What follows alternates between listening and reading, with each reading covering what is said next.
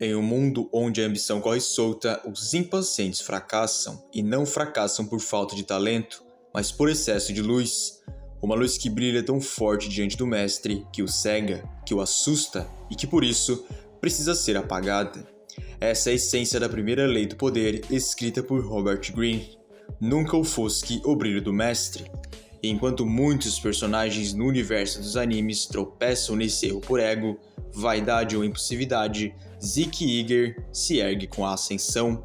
Um homem que soube apagar sua luz, não por fraqueza, mas por estratégia. Zeke é filho de Grisha Yeager, o mesmo Grisha que carregava a chama da revolução e que acabou destruído pelo próprio peso dessa chama. Grisha falhou em entender essa lei, tentou brilhar cedo demais, ofuscar o regime marleyano de forma direta e foi aniquilado. Já seu filho observou, aprendeu e se escondeu. Aquele menino loiro de óculos grandes e expressão passiva aprendeu que a obediência fingida é uma armadura poderosa. Não se trata de submissão, mas de controle velado. Zeke não se opõe ao sistema de Marley, ao menos não abertamente. Ele o serve, o bajula e assim ganha a confiança dos mestres. Torna-se o titã bestial, o filho modelo do Império. Mas por trás dos olhos dóceis e da fala contida, está uma mente que maquina. Zeke engana comandantes, manipula irmãos e distorce verdades. Ele não precisa gritar para dominar, ele deixa que os outros gritem por ele, sem jamais perceberem quem move os fios por trás das cortinas. Essa inteligência camuflada encontra paralelos profundos na história da humanidade. Pense em Galileu Galilei ao defender que a Terra girava em torno do Sol. Ameaçou diretamente um mestre de sua época, a Igreja. Seu brilho ofuscava o dogma. Resultado disso, perseguição e humilhação pública. Ele teve que se retratar e viver seus últimos dias em prisão domiciliar. Já Nicolau Copérnico, décadas antes, sabia que suas ideias eram poderosas demais para serem reveladas em vida. Ele publicou suas teorias somente no fim de seus dias, quando já não havia tempo para represálias. Ele se escondeu e por isso sobreviveu à Inquisição. Zeke é Copérnico, não Galileu. Outro exemplo claro vem da política Thomas Cromwell, o braço direito do rei Henrique VIII, um homem sagaz que se fez indispensável ao rei enquanto destruía seus inimigos um por um. Cromwell bajulava Henrique, fazia-se de servo fiel, mesmo sendo célebre por trás das reformas religiosas mais brutais da Inglaterra. Mas o erro de Cromwell foi esquecer a própria lei que o havia levado ao topo. Em determinado momento, ele começou a brilhar mais do que o próprio rei, propôs um casamento real desastroso e perdeu o controle da narrativa. Resultado? Foi executado por traição. Zeke, em contrapartida, nunca deu esse passo em falso.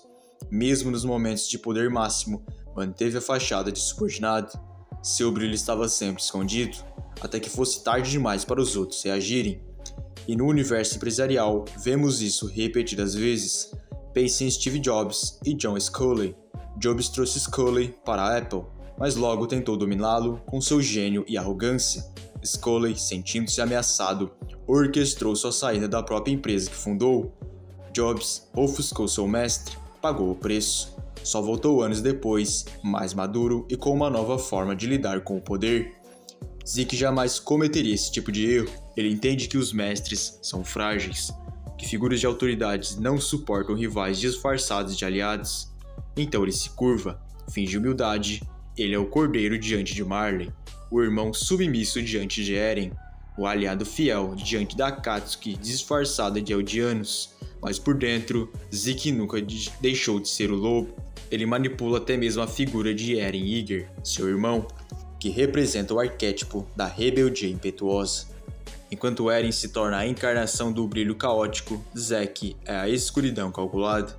E por isso, vive mais, controla mais, avança mais longe, porque ao contrário do irmão, Zeke não quer ser a luz, quer ser o espelho que distorce a luz dos outros.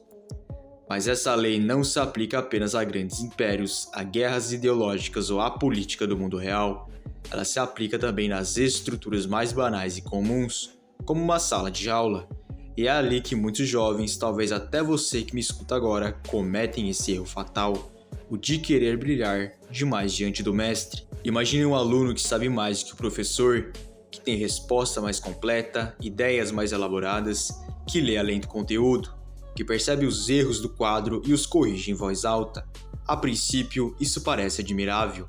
Afinal, o conhecimento deveria ser celebrado, certo?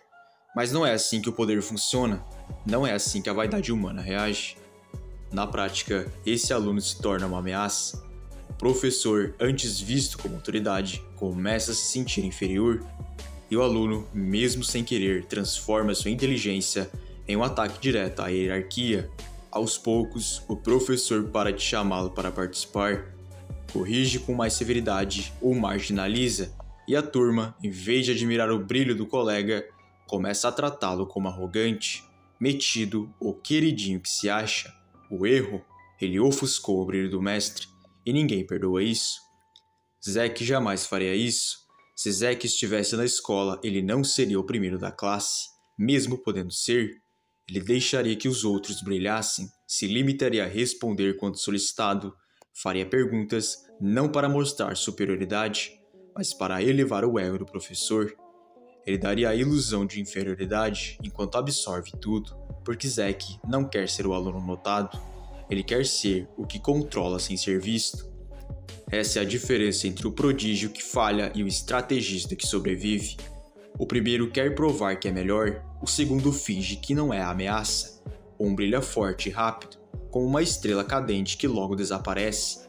O outro, como Zack, se oculta, espera e planta. E quanto menos se espera, transforma o ambiente ao seu redor, sem jamais ter precisado de holofotes.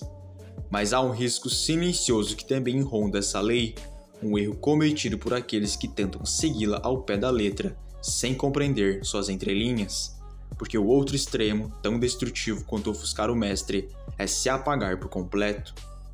Há quem interprete a lei como um convite à mediocridade, como se o segredo do sucesso fosse sempre se manter abaixo, esconder o brilho, suprir sua essência para não incomodar os de cima. Isso não é estratégia, isso é covardia disfarçada de prudência.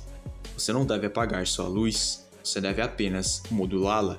Você não deve deixar de ser capaz, apenas nunca demonstre isso de forma direta quando a plateia for sensível demais ao poder alheio. Se esconder demais e ninguém vai te notar, vai ser esquecido, subestimado e engolido por quem brilha com arrogância, mas tem carisma.